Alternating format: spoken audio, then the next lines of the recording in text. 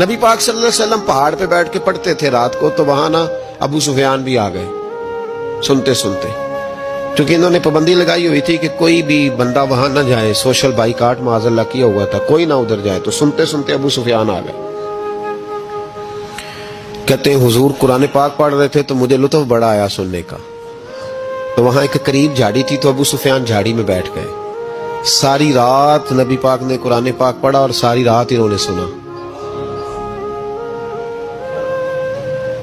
ہمیں اتنا ذائقہ بات سن کے بھی تو آنا چاہیے نا۔ کہتے ہیں اب مجھے نہیں پتا تھا کہ اخنس بن شریک بھی کہیں آیا ہوا ہے، اس نے بھی وہی بھی یہ دیکھنے آیا کہ کہیں کوئی وہاں آیا ہوا تو نہیں، وہ بھی کسی کونے میں جھاڑی میں بیٹھ گیا۔ حضور قرآن پاک کی تلاوت فرماتے رہے، وہ ساری رات سنتا رہا۔ ادھر سے کہیں ابو جال بھی آ گیا، پتھر دل تھا، پر میرے مصطفیٰ قرآن پڑھتے تھے تو کان اس کے بھی کھڑے ہو جایا کرتے۔ ساری رات تلاوت سنتے رہے، تینوں پکے کافر جھاڑیوں میں بیٹھ کر تلاوت سنتے رہے۔ صبح جب جانے لگے تو ملاقات ہو گئی۔ تو کدھر آیا تھا؟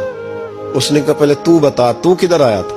میں تو آیا تھا دیکھوں کوئی آیا تو نہیں، میں تو کدھر؟ اس نے کہا میں بھی یہی دیکھنے آیا تھا کہ یہاں کوئی آتا جاتا تو نہیں۔ ابو جال زیادہ شاطر تھا، کہنے لگا خبردار کل کوئی نہ آئے، آج تو آ گئے کل نہ ہونا۔ اللہ اکبر۔ لیکن جہاں دل لگا ہوتا ہے نا وہاں دل کھینچا چلا جاتا ہے، دل جہاں لگ جاتا ہے نا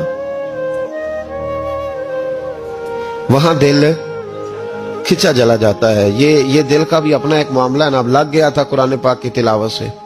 کہتے ہیں رات کو اپنی چارپائی پہ لیٹے، درد اگرچہ جان کو ذل ہے، میں کیا کروں میرا دل ہے، غمیش کا اگر نہ ہوتا تو غم روزگار ہوتا۔ اور وہ مزہ آتش نے کہا تھا، وہ مزہ دیا ہے تڑپ نے کہ میری آرزو ہے یا رب میرے دونوں پہلوؤں میں دل بے قرار ہوتا۔ کہتے ہیں کہ اگلی شام پھر آئی، وہی کیفیت، وہی انداز، وہی شوق۔ چارپائی پہ لیٹے پر کانوں میں وہ آواز رس گھولے، لیٹا نہ گیا، اٹھے پہنچے، لیکن آج جگہ بدل کے بیٹھ گئے تینوں۔ صبح ساری رات سنتے رہے محبوب کی تلاوت، صبح اٹھے تو پھر چوک میں ملاقات ہو گئی۔ تو کدھر آیا تھا؟ تو کدھر؟ ابھی بات ہونے۔ ابو جال ذرا زیادہ شاطر تھا، کہنے لگا میں تو تم دونوں کا خیال کرنے آیا تھا، کہیں تم دونوں تو نہیں آئے، یہ دیکھنے کے لیے آیا تھا۔ اللہ اکبر۔ 3 دن مسلسل آتے رہے اور میرے مصطفیٰ کریم کا ساری رات قرآن پاک سنتے رہے۔ اب اخنس بن شریک کہتے ہیں کہ میں پورا قریب آ گیا، میرا دل کہتا تھا کہ یہ سچے ہیں۔